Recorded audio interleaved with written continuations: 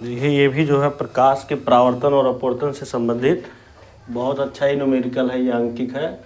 देखिए इसमें क्या कह रहा है, ध्यान समझिए। क्या कह रहा है कि 7.0 सेंटीमीटर साइज का कोई बिंब मतलब कोई वस्तु 18 सेंटीमीटर फोकस दूरी के किसी अवतल दर्पण के सामने 27 सेंटीमीटर दूरी पर रखा गया है।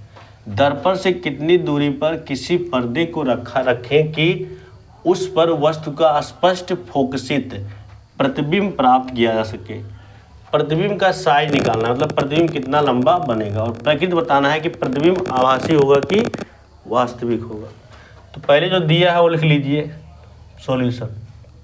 इसमें क्या क्या दिया है सॉल्यूशन में? दिया है ये जो बिंब है मतलब वस्तु है, वस्तु की लंबाई कितनी है 7 बिंब की लंबाई दिया गया है। बिंब की लंबाई को किसे डिनोट करते हैं? एच से ना। एच बराबर कितना दिया है 7.0 सेंटीमीटर। 7.0 सेंटीमीटर साइज का कोई बिंब 18 सेंटीमीटर फोकस दूरी के, मतलब अवतल दर्पण की फोकस दूरी कितना दिया 18 सेंटीमीटर। अवतल दर्पण की फोकस दूरी 18, मतलब एफ बराबर कितना दिया। अब बताइए एफ को हम किसे डिनोट करते हैं? एफ का मान जो है क्या होगा अवतल दर्पण के लिए? अवतल दर्पण के लिए एफ धनात्मक होगा कि ऋणात्मक? ऋणात्मक अवतल दर्पण के लिए, हाँ सही कह रही है। तो अवतल दर्पण के ऋणात्मक होगा तो ये कितने सेंटीमीटर, मतलब अवतल दर्पण का फोकस दूरी कितना दिया 18 दिया है ना, इसलिए -18 सेंटीमीटर ये हो गया। अब क्या दिया है और 18 सेंटीमीटर फोकस दूरी के किसी अवतल दर्पण के सामने 27 सेंटीमीटर दूरी पर रखा गया है। मतलब ये जो 7 सेंटीमीटर लंबा जो वस्तु है यह कितनी दूरी पर रखा गया 27 सेंटीमीटर, मतलब यू दिया है -27 सेंटीमीटर दिया है। तो हमें निकालना है, क्या निकालना है हमें कि मतलब प्रतिबिंब कहाँ बनेगा, मतलब वस्तु का स्पष्ट फोकसित प्रतिबिंब प्राप्त करना हो तो पर्दे को कहाँ रखा जाए। तो पर्दे को कहीं भी अगर रखिए आप तो पर्दे पे ही हमें प्रतिबिंब बनाना है। अर्थात हमें ये निकालना है कि अवतल दर्पण से पर्दे के बीच की दूरी क्या है। पर्दे मतलब जिस पर प्रतिबिंब बनेगा, तो अवतल दर्पण से प्रतिबिंब की दूरी निकालना है। तो अवतल दर्पण से प्रतिबिंब की दूरी को 20 से डिनोट करते हैं ना। तो हमें ज्ञात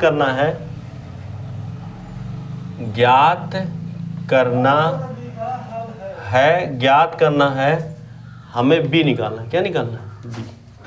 तो आप क्या करिए, अब दर्पण के सूत्र से दर्पण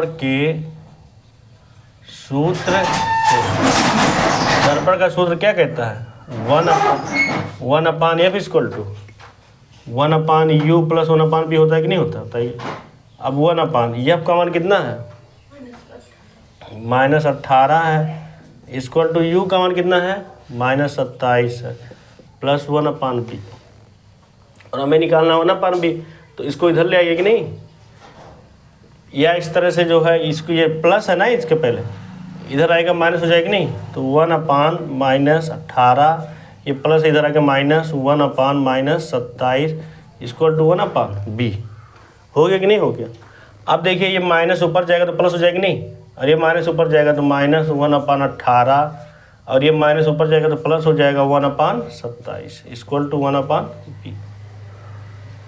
अब 18 और 27 का जो है लासा क्या होता है 54 होता है। कितना होता है? बगल में आप करके देख लीजिए इस तरह से 18 और 27 का लासा, क्योंकि ये असमान भिन्न है ना, तो इसको समान भिन्न बदलना पड़ेगा। तो इसे 2 से काटिए, 2 9 18 27। अब ये 3 से काटिए, 3 3 9, 3 9 27, 3 1 3, 3 3 9, 3 1 3, तो 3 3 9, 9 3 27, 27 दूनी 54 हुआ कि नहीं हुआ? तो इसका जो है लासा आ गया 54 आ गया। क्या आ गया 54। अब इसी 54 के बराबर ही इनके हर को करना है, 54 के बराबर ही। तो देखिए 1/b = -1/18, तो 18 में कितने से गुणा करें 54 आ जाए, 18 दिया 54, और प्लस 1/27, 27 में कितने से गुणा करें 54 आ जाए 2 से।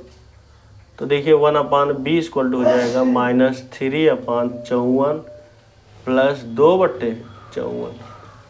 अब देखिए 1/b, अब देखिए हर समान भिन्न हो गया कि नहीं, हर समान हो गया, तो पूरा बटे लगा, मतलब बटे पूरा बटे और उभयनिष्ठ स्टार लिख दीजिए ना, और -3 + 2 तो 1/b = अब 3 में से 2 जाएगा, -1/44 55 होगी कि नहीं। अब तिरछा गुणा, इसका गुणा इसमें, इसका गुणा इसमें, तो इस तरह से -b = 54 हुआ। हमें निकालना है b = -54 सेंटीमीटर। तो इससे क्या निष्कर्ष निकला कि जो प्रतिबिंब बनेगा वो अवतल दर्पण से कितनी दूरी पे बनेगा, 54 सेंटीमीटर दूरी पे, और दर्पण के ही सामने बनेगा, क्योंकि दर्पण के सामने बनेगा तभी तो निगेटिव आएगा। अगर दर्पण के पीछे आता तो वह पॉजिटिव आ जाता। तो लिख दीजिए कि अतः है वस्तु का प्रतिबिंब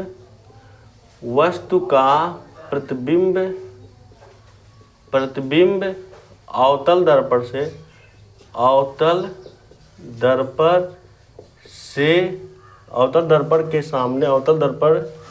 के सामने 54 सेंटीमीटर दूरी पे बनेगा, 54 सेंटीमीटर दूरी पर बनेगा। और क्वेश्चन में क्या कह रहा है कि दर्पण से कितनी दूरी पर किसी पर्दे को रखा जाए, तो दर्पण से 54 सेंटीमीटर दूरी पर रख दीजिए, तब इसमें प्रतिबिंब बन जाएगी नहीं। तो दर्पण से अतः है, इसलिए दर्पण से पर्दे की दूरी कितना होगा, 54 सेंटीमीटर, क्योंकि 54 सेंटीमीटर पे रहेगा तभी तो उस पर प्रतिबिंब बनेगा।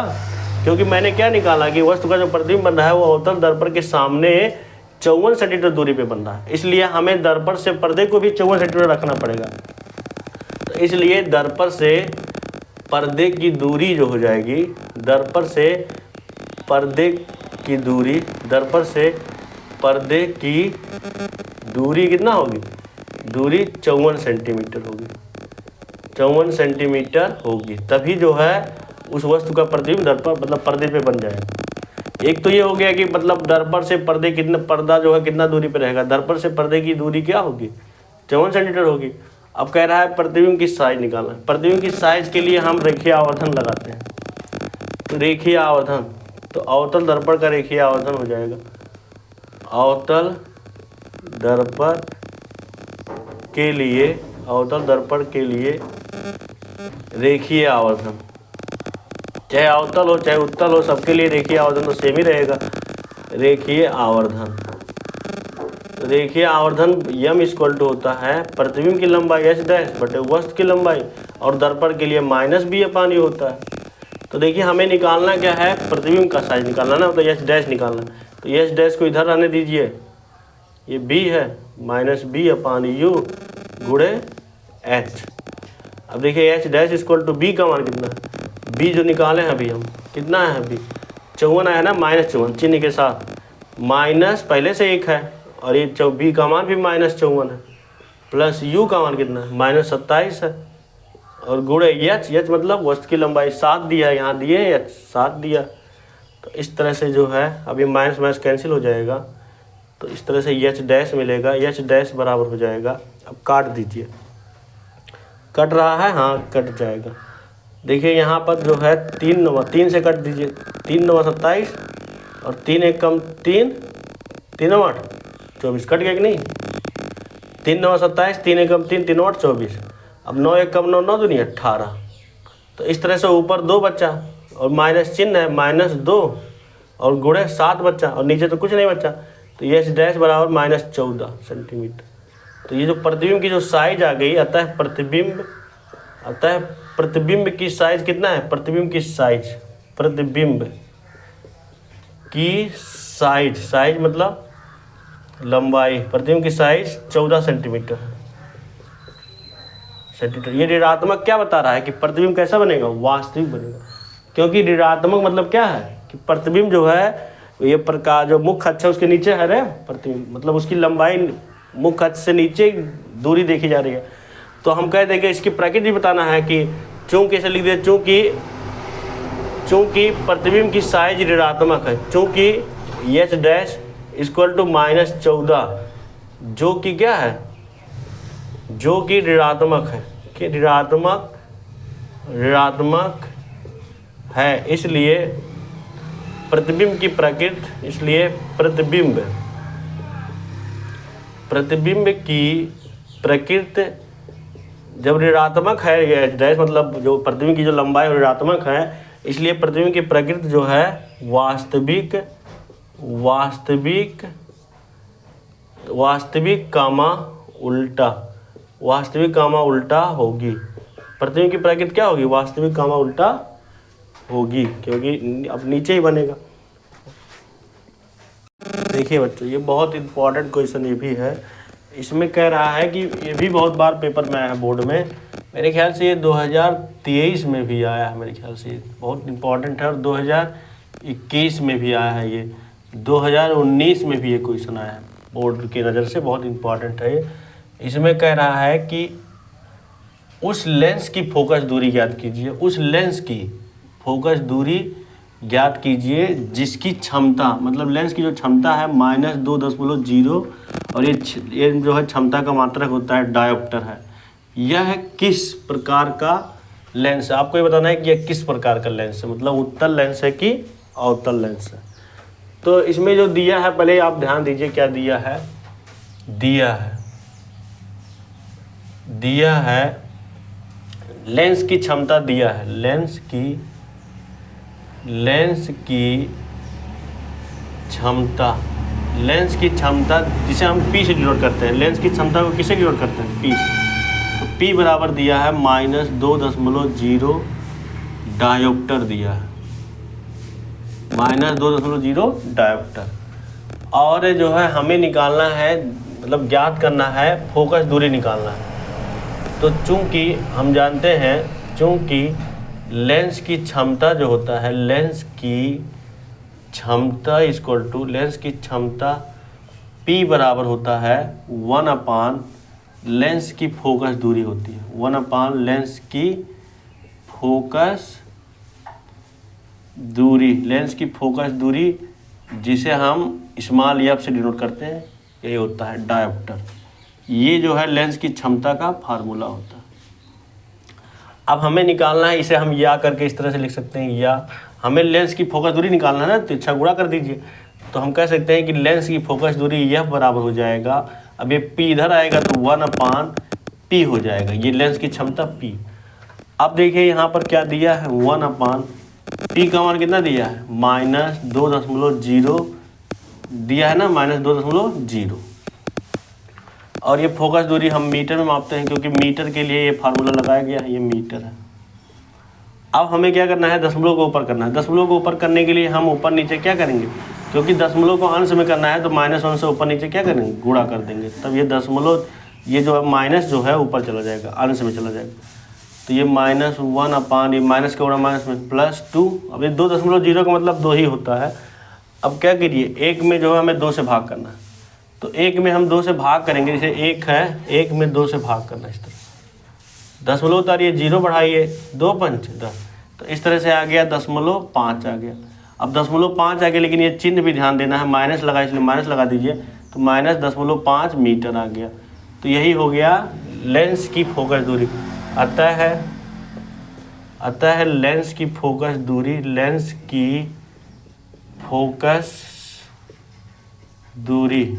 फोकस दूरी जिसे स्मॉल f से प्रदर्शित करते हैं -0.5 मीटर। अब देखिए माइनस चिन्ह क्या प्रदर्शित कर रहा है? माइनस चिन्ह किस लेंस की, मतलब किस लेंस की फोकस दूरी माइनस होता है? किस लेंस की फोकस दूरी माइनस होता है? अवतल लेंस की फोकस दूरी क्या होता है? माइनस। तो इसमें लिख दीजिए कि ऋणात्मक फोकस दूरी ऋणात्मक चिन्ह है, चूँकि फोकस दूरी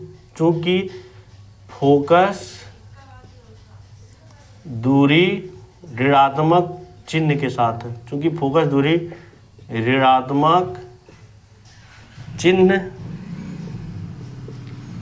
के साथ है,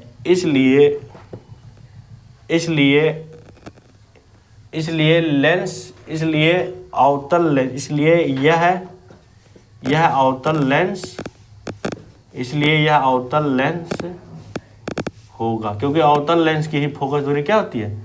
ऋणात्मक होती है, इसलिए यह अवतल लेंस होगा।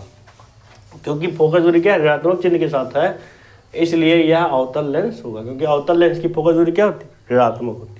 आपको ये बताना था कि यह किस प्रकार का लेंस है, तो यह जो है अवतल लेंस होगा। इसके बाद आ रहा है एक क्वेश्चन और है, जो है देखिए ये भी बहुत इंपॉर्टेंट क्वेश्चन है, बहुत बार आया है। कह रहा है कि कोई डॉक्टर है, कोई क्या है, डॉक्टर है जो कि +1.5 डायोप्टर क्षमता का संशोधक लेंस निर्धारित करता है। लेंस की फोकस दूरी निकालना है, एफ निकालना है, और आपको ये निर्धारित करना है, निर्धारित कीजिए कि लेंस जो है अभिसारी, अभिसारी मतलब उत्तल लेंस है अथवा अपसारी मतलब अवतल लेंस। ये भी बताना है कि आपका जो मतलब निर्धारित, जो डॉक्टर जो निर्धारित किया है लेंस, वो कौन सा लेंस है, उत्तल लेंस है। उत्तल लेंस मतलब ये अभिसारी के लिए उत्तल लेंस होता है और अपसारी के लिए अवतल लेंस है। तो ये हम कब पता कर सकते हैं, जब हमें फोकस दूरी मालूम हो जाएगा। अगर फोकस दूरी हमें ऋणात्मक मिला तो वह अपसारी हो जाएगा, अगर फोकस दूरी धनात्मक हो जाएगा तो वह अभिसारी हो जाएगा। तो पहले मेरा काम क्या है, फोकस दूरी निकालना।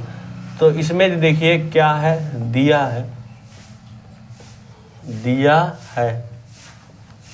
है लेंस की क्षमता दिया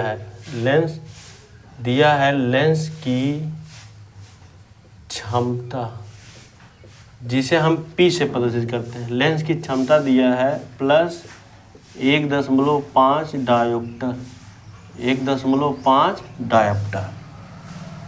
इसलिए और लेंस की क्षमता का फार्मूला लगा दीजिए, लेंस की क्षमता P बराबर होता है 1/, लेंस की फोकस दूरी होती है, लेंस की फोकस दूरी, जिसे हम स्मॉल एफ से प्रदर्शित करते हैं, और ये डायोप्टर है। डायोप्टर मतलब लेंस की क्षमता का मात्रा। अब देखिए हमें निकालना है, एफ निकालना है, तो या करके हम एफ लिख सकते हैं। एफ इक्वल टू हो जाएगा 1/, पे इधर आएगा, गुणा हो जाएगा 1/P, और ये जो है फोकस दूरी मीटर में होती है, तो 1/P का मान कितना है, 1.5 मीटर। तो अब देखिए हमें दशमलव हटाने के लिए ऊपर नीचे कितने से गुणा किया जाएगा, 10 से, क्योंकि दशमलव दहाई के स्थान पर इकाई दहाई, तो ऊपर नीचे 10 से गुणा कर दीजिए, दशमलव हट जाएगा, मीटर हो गया। तो 1 का गुणा 10 में 10/15 मीटर। अब हमें क्या करना है कि 10 में 15 से भाग करना है। 10 में किससे भाग करना है, 15 से। तो दशमलव उतारिए, भाग नहीं जाएगा, दशमलव उतारिए, 0 बढ़ाइए, तो 15 15 15 30 दिया 42 चौके 4 बजे जाता है, छक्का 90, तो 6 बार जाएगा कि नहीं जाएगा, तो 90 हो जाएगा। 0, 10 में से 9 हो गया, 1 कैंसिल, दशमलव उतारिए, फिर 0 बढ़ा दीजिए, तो 15 छक्का 90, फिर हो जाएगा इसे 90। तो बार बार यही आएगा, 10 में से 9 गया 1, फिर 6 बार जाएगा, 0 बढ़ा दीजिए, फिर 6 बार। तो हम कह सकते हैं कि बराबर P जो मतलब ये फोकस दूरी हो जाएगा वह है 0.6। अब देखिए 6 बार आ रहा है तो 0.67 कर देते हैं, मतलब जब दशमलव के बाद 2 स्थान तक लेना है तो ये 5 से अधिक है ना, 0.6, तो इसे 5 से अधिक है, इसलिए 1 बढ़ जाएगा, तो 0.67 सेंटीमीटर। तो ये धनात्मक आ रहा है कि नहीं आ रहा है। तो अगर फोकस दूरी धनात्मक हो, चूँकि इसे लिख दीजिए, चूँकि फोकस दूरी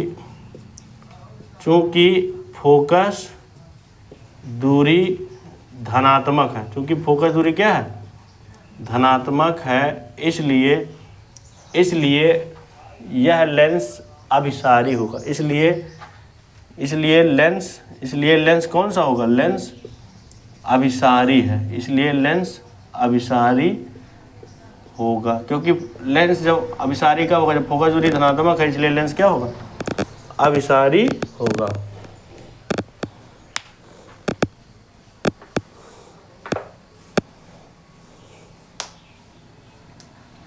तो यही कर लीजिए, बहुत इंपॉर्टेंट, बस इतना ही इसमें था न्यूमेरिकल। आप जो है इसके बाद जो है बाद में बताएंगे। Thank you so much.